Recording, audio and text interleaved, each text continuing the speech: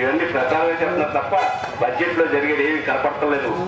ఎందుకంటే నేను ఎమ్మెల్సీ 9 నెలలైంది. మరి ఎన్ని రోజులు సమావేశానికి వెళ్ళామని డాక్టర్ అనుకుంటారేమో. 9 నెలలు 6 రోజులు అసెంబ్లీ శాసన మండలి జరిగింది. ఇటువంటి పరిస్థితులు ఉన్నాయి. ఎక్కడైనా నిలబెడతారు ప్రతిపక్షాలని అసెంబ్లీ శాసన మండలి కూడా చెప్పే పరిస్థితి ఈ రాష్ట్ర ప్రభుత్వానికి లేదు. కేవలం 6 రోజులు 9 నెలల్లో. ఇటువంటి పరిస్థితిలో కిరణ్ కుమార్ రెడ్డి గారు ఉన్నారు. ఆయన ఏ పర్మిషన్ కావాలన్నా, చిన్న పర్మిషన్ కావాలంటే ఢిల్లీ వెళ్ళాలి తప్ప ఇక్కడ నిర్ణయం తీసుకునే అవకాశం లేదు. అది చేత ఈనాడు ఉన్నటువంటి పరిపాలనలో ఎప్పుడైనా మన కోసం బలహీన వర్గాల కోసం పోటపడాలంటే తప్పనిసరిగా చంద్రబాబు నాయుడు గారు అధికారంలో రావాల్సిన అవసరం ఉంది. దానికి మనందరం కట్టుబడి ఉండాలని, భవిష్యత్తులో తెలుగుదేశం పార్టీని మీరు అందరూ కూడా బలపరచాలని, ఏమైనా సమస్యలు ఉంటే మీ గ్రామ సమస్యలు ఉంటే బాబుజీ గారు కానీ మేము రామానాయుడు గారు కానీ నేను కానీ పూర్తిగా అంటాను.